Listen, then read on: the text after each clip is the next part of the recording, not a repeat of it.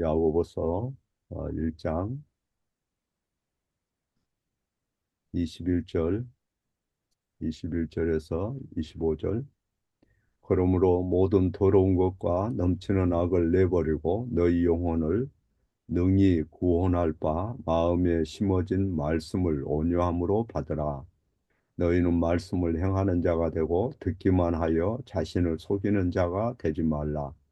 누구든지 말씀을 듣고 행하지 아니하면 그는 거울로 자기의 생긴 얼굴을 보는 사람과 같아서 제 자신을 보고 가서 그 모습이 어떠했는지를 곧 잊어버리거니와, 자유롭게 하는 온전한 율법을 들여다보고 있는 자는 듣고 잊어버리는 자가 아니요 실천하는 자니 이 사람은 그 행하는 일에 복을 받으리라.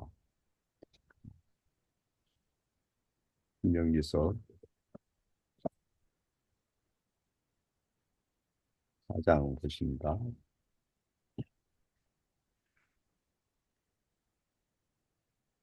신명기 4장 4절, 4절에서 9절. 오직 너희의 하나님 여호와께부터 떠나지 않는 너희는 오늘까지 다 생존하였느니라.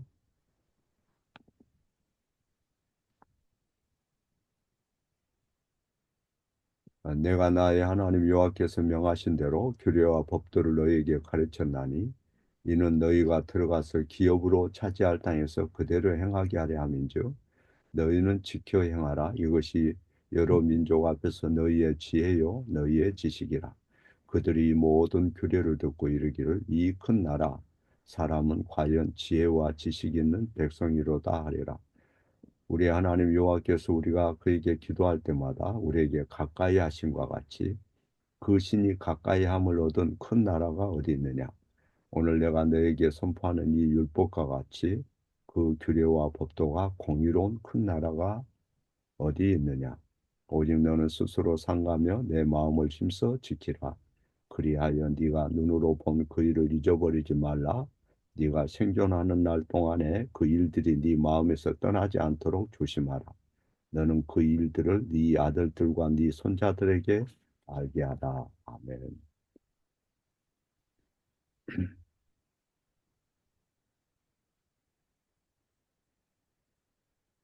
주의 날 2주일 것이죠. 2주 제3문. 당신은 당신의 죄와 비참함을 어디에서 압니까? 하나님의 율법으로부터 압니다. 네. 어, 야고보서 1장에 보면 25절에 온전한 율법을 들여다보고 있는 자는 듣고 잊어버린 자가 아니요 실천하는 자니 이 사람은 그 행하는 일에 복을 받으리라 그랬습니다. 율법을 들여다보고 어, 또 거기에서 듣고 실천해야 된다 하는 걸 말씀하고, 또 1장 23절에 보면 에, 거울로 자기의 생긴 얼굴을 보는 사람과 같다. 그래서 말씀을 듣고 행하는 것에 대해서 또 율법을 듣고 실천하는 것에 대해서 율법과 이 율법을 거울에 비유하는 걸 알 수가 있어요. 또 신명기 4장에서도 보면 어, 모세가 이스라엘 백성들에게 율법을 항상 마음에서 떠나지 않도록 조심하라 이렇게 말씀합니다. 야고보서 1장은 하나님의 율법을 거울에 비교했지요. 우리가 거울을 늘 바라보듯이 하나님의 율법을 바라봐야 된다 이렇게 말씀해요.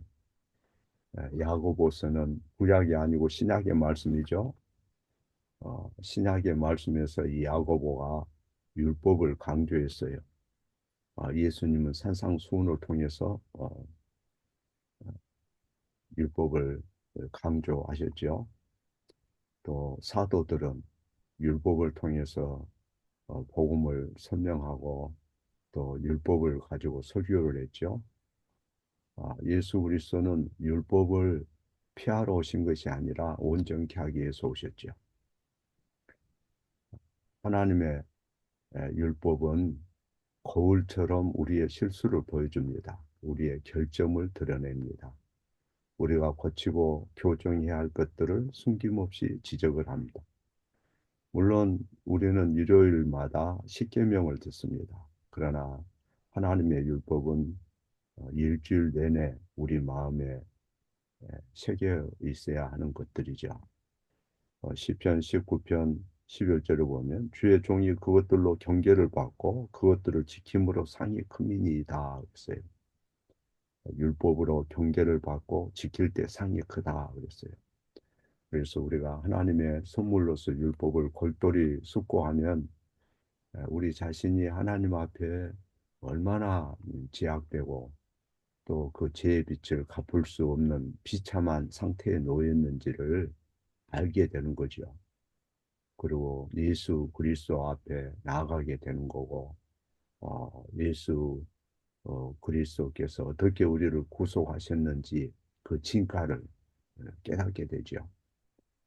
뿐만 아니라 성령으로 거듭나면 이제 은혜로 구원받은 사람은 하나님의 백성으로서 어떻게 아름다운 삶을 구가하면서 살 수 있는지 감사의 삶을 드러내면서 살게 되는 것입니다. 그러나 안타깝게도 오늘날 많은 그런 교회와 신자들은 율법을 부담스럽게 생각을 해요. 율법은 어렵고 나를 성가시게 하는 것이라 생각하는 것 같습니다. 율법을 기뻐할 것으로 여기지 않고 대체로 율법 그러면 네가 하지 말아야 할 것. 다시 말씀드리면 무거운 규칙이나 규정들을 마음에 떠올리는 것 같아요. 율법을 자기와 관계없는 짐으로 여기는 듯합니다. 그래서인지 교회들이 십계명을 거의 낭독하지 않습니다. 왜 교회들이 예배 요소 중에서 율법 낭독을 하지 않는가 할 때 율법은 시대에 뒤떨어진 것처럼 생각하는 것 같아요. 율법은 행위 구원을 암시하는 것처럼 그렇게 얘기하는 율법을 강조하고 언약을 강조하면 행위 구원을 은근히 암시한다 이렇게 에, 주장하는 그런 에, 학자도 내가 봤어요. 사실 율법은 그리스도 안에서 성취됐죠. 율법의 저주는 그리스도 안에서 다 완성이 됐어요. 그런데 왜 율법을 우리가 낭송하고 항상 이걸 잊지 않습니까? 어? 아, 여러분 중에 혹시 율법 낭독에 대해서 가소평가하고 싶은 그런 생각은 없는지 예, 생각을 해봐야 돼요.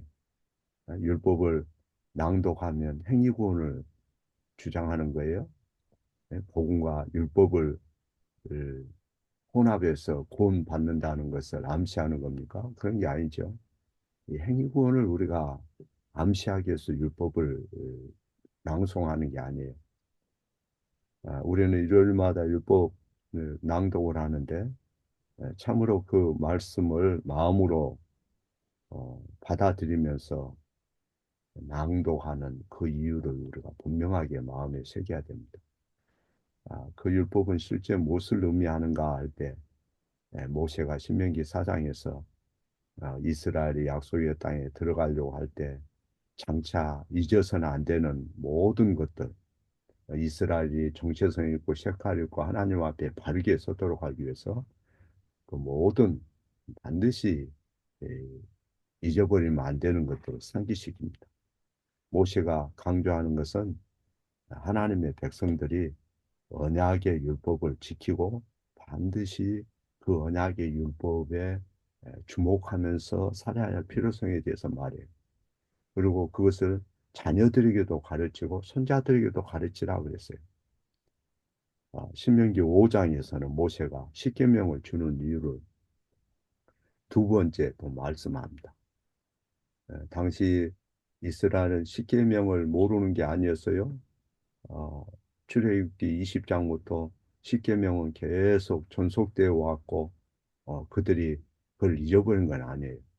신명기 4장 5절에 보면 내가 나의 하나님 여호와께서 명하신 대로 규례와 법도를 너에게 가르쳤다 이렇게 말씀합니다. 내가 너에게 규례와 법도를 하나님 말씀이 명한 대로 가르쳐 왔다 이렇게 얘기해요. 그러니까 율법의 이 규례와 법도라는 것은 하나님으로부터 온 거예요. 하나님께서 그분의 율법을 우리에게 주었다는 것은 무엇을 의미하느냐? 하나님 아는 마음을 우리에게 준 거지요. 하나님 아는 지식, 하나님 아는 마음, 율법을 가지고 우리는 하나님이 우리에게 뭘 요구하는지, 하나님이 온전한 뜻이 뭔지, 하나님께서 구체적으로 우리를 어떻게 하려고 하시는지 그걸 알게 되는 거죠. 율법은 하나님께서 우리에게 원하시는 그런 어, 사고, 방식, 또 어, 말하는 방식, 행동하는 방식, 이러한 것을 우리에게 알려주는 거예요. 율법이 없으면 그런 삶을 살 수가 없어요. 종교 행위는 할 수 있어요. 많은 사람들과 함께 종교 행위 할 수 있어요. 그러나 하나님을 기쁘게 하는 삶에 대해서 전혀 알 수가 없어요. 성경은 그분의 율법이 모든 인간의 마음에 쓰여졌다고 하지만은 죄로 인해서 많은 사람들이 그 마음이 부패하고 혼돈스럽게 되었습니다. 성경의 그 율법을 거울로 삼게 하는 그런 인도가 없다면 우리는 어리석은 일들을 상상하고 세상에서 어떻게 살아야 할지를 누가 알 수가 있겠어요. 그래서 모세는 율법을 부담스럽고 성가신 것으로 말하지 않습니다. 어떤 짜증스러운 것으로 묘사하지 않아요. 오히려 하나님의 선물로서의 율법을 말하고 거기에 대해서 그 율법의 에, 중요성과 율법의 필요성을 얘기를 합니다. 신명기 4장 7절에 우리 하나님 여호와께서 우리가 그분께 기도할 때마다 우리에게 가까이 하심과 같이 그 신의 가까이함을 얻은 나라가 어디 있느냐 그랬어요. 그래서 우리가 율법에 대해서 부담스럽거나 성가신 것으로 생각하고 거부하고 하기 전에 예, 모세가 말한 이런 맥락 가운데 율법을 자기 가운데 이렇게 논리적으로 정리하는 게 필요해요. 율법은 여호와와 그 백성과의 관계에 아주 중요한 부분이에요. 하나님 아는 것은 율법을 통해서 아는 거지요. 율법이 없으면 알 수가 없어요. 율법에 보면 여호와 하나님 항상 우리 곁에 계시고 항상 구약에서 어, 이스라엘 외에 어떤 다른 나라가 그렇게 큰 나라가 있느냐? 그렇게 위대한 나라가 있었느냐? 왜 위대한가? 하나님이 그들을 에, 구별하시고 거룩히 하시고 또 그들과 동행하고 하나님이 어떤 분인가 하는 것을 시내산에서 알려주시고 또 아브라함에게도 그 자자 후손들에게 그들의 하나님이 되시고 어떻게 인도할 것에 대해서 말씀하시잖아요. 그래서 그와 같은 특권을 누린 나라가 어디가 있겠느냐? 주위를 한번 둘러봐라. 이스라엘 사람들아. 너희가 어떤 축복을 받았는지 봐라. 어느 나라가 그토록 구속에 대해서 또 그들의 애굽에서 구원에 대해서 그렇게 아는 나라가 누가 있더냐 하면서 모세가 말씀합니다. 그래서 어떤 나라도 이와 같이 하나님을 알고 어, 소유한 적은 없다는 거죠. 그러나 유독 너희는 실제로 존재하는 하나님, 가까이 계신 하나님, 사랑의 하나님, 공의의 하나님을 너희가 율법을 통해서도 알고 실제 역사 가운데서도 알지 않았느냐. 그게 모세가 이스라엘 백성들에게 율법이 그래서 필요하다. 이걸 말씀하는 거예요. 그래서 우리도 이스라엘 사람과 똑같은 그런 의식을 가져야 돼요. 주위에 얼마나 많은 사람들이 하나님을 모릅니까? 얼마나 많은 사람이 에, 그 아들로 말미암아 하나님과 건강하고 좋은 관계를 누리지 못하고 그렇게 속아서 살고 있습니까? 그러나 우리는 진리 대신 그분을 알고 또 우리 마음속에 그 말씀이 있고 주의 날 제일 주일에 보면 살아서나 죽어서나 당신의 유일한 위로는 무엇인가 할 때 내가 내 자신의 것이 아니요 몸도 영혼도 살아서나 죽어서나 나의 신실하신 구주 예수 그리스도께 속해 있습니다. 이런 고백을 할 수 있는 거죠. 예수 그리스도께서 그분의 보배로운 피로 나의 모든 죄값을 완전히 치러 주셨고 마귀 모든 권세로부터 나를 자유롭게 하셨습니다. 이런 고백을 아무나 할 수 있는 게 아니에요. 어떻게 이런 놀라운 그런 특권을 알게 됐느냐 할 때 우리 자신의 비참을 율법이라는 이 거울을 통해서 비춰보고 깨닫게 되고 성령께서 그를 새겨주시고 그리고 예수 그리스도 앞에 소망을 갖게 한 거죠. 어떻게 우리가 감사의 마음으로 늘 교회 와서 참되게 예배하고 또 섬기고 겸손한 마음으로 동일한 신앙을 고백하게 되느냐. 그것은 어, 율법을 깨닫게 되므로 그리고 복음을 우리가 받아들임으로 그렇게 되어진 거죠. 그래서 하나님은 자기 백성들에게 맹목적인 순종을 요구하지 않습니다. 무거운 어떤 복종 음? 어, 그런 것을 요구하지 않아요. 예, 마치 말 안 듣는 자녀에게 화를 내는 부모처럼 순종해라 내가 말했잖아 뭐 이런 식으로 말하거나 압박을 예, 주지 않고 하나님은 오히려 우리가 순종하지 않으면 안 될 이유를 제시하는 거죠. 예, 하나님 은혜로우신 하나님이고 하나님께서 행하신 모든 일을 율법을 통해서 더 잘 알게 되는 거죠. 신명기 4장 8절에서 모세가 두 번째 질문을 합니다. 오늘 내가 너에게 선포하는 이 모든 율법과 같이 그 규례와 법도가 공의로운 큰 나라가 어디 있느냐 그랬어요. 7절에 하나님을 알고 가까이 하는 것이 축복이다 이렇게 말씀합니다. 8절에서도 하나님의 모든 율법을 알게 된 것도 동일한 축복이다 이렇게 말씀해요. 그래서 성령께서 우리 마음에 새겨진 우리가 가진 것은 하나님의 특별한 유산이면서 온전한 선물입니다. 하나님의 자녀들은 하나님 아는 것과 율법을 특별하고 온전한 선물로 받아왔습니다. 시편 19편 7절에 하나님의 율법은 온전하여 영혼을 소성케 하며 개조하며 여호와의 증거는 확실하여 아둔한 자로 지혜롭게 한다 하지 않습니까?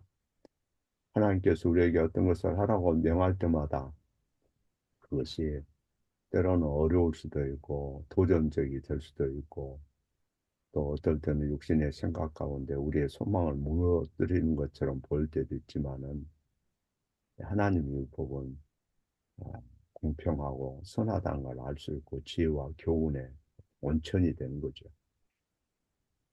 그래서 하나님은 그 율법에 보면 우리의 사소한 것까지도 관여하시고 깊은 관심을 갖고 계셔요. 우리가 돈을 벌고 쓰는 것에 대해서도 율법이 어떻게 말씀하는지 여러분이 조금만 관심을 갖고 살펴보면 알 수가 있을 거예요. 하나님 우리 자신을 즐겁게 하는 일에 대해서 어떻게 말씀하는지, 하나님의 백성과 교회에 대해서 어떻게 관계를 맺고 처신해야 할 것인지, 부모와 자녀 관계, 또 부부 관계, 이웃 관계, 또 우리를 다스리는 통치자들과의 관계에 대해서 어떻게 말씀하는지, 우리가 사업을 하든 뭐 또 고용주가 돼서 그 직원을 대하는 것에 대해서도 어떻게 말씀하는지 율법이 다 알려주는 거예요. 공적 예배에 대해서 어떻게 예배를 드리고 언약적인 예배를 드려야 할 것인지 율법에 상세하게 나와 있어요. 또 어, 순수한 마음 혹은 분노에 대해서 자족하는 마음에 대해서 우리의 마음 상태에 대해서도 율법이 가르치지 않습니다. 그래서 이런 것을 정확히 알고 하나님 앞에 바른 신앙생활을 하기를 바라고 바른 교회를 이루기를 원하면 하나님의 율법을 반드시 우리가 고찰해 보고 살펴봐야 되는 거죠. 하나님의 계명 없이 율법 없이 이런 거 알 수 있겠어요? 하나, 하나님 앞에 율법을 모르면 간음하지 말라, 도적질하지 말라, 살인하지 말라 하는 이런 징표에 대해서 알겠냐 이 말이에요. 그래서 우리가 하나님의 뜻이 무엇인지 알고자 할 때 윤리적인 너무 복잡한 상황이 있을 수가 있습니다. 그러나 요리문답에는 그리스도의 명쾌하고 직접적인 그런 말씀들이 그대로 있습니다. 너희는 주 하나님을 사랑하라. 너희는 내 이웃을 내 몸과 같이 사랑하라. 이렇게 문답사에서도 이렇게 그걸 요약하죠. 그래서 하나님께서 내게 요구하는 것이 무엇인지, 내게 주어진 환경과 모든 상황 가운데 내가 할 일이 무엇인지, 내가 어떤 사람이 되어야 할 것인지, 네. 그것을 알려면 반드시 율법을 알아야 된다. 나는 삼위 하나님 나의 구세주를 참으로 사랑하며 어, 살아야 한다는 것을 율법을 통해서 밝히 알게 되는 거죠.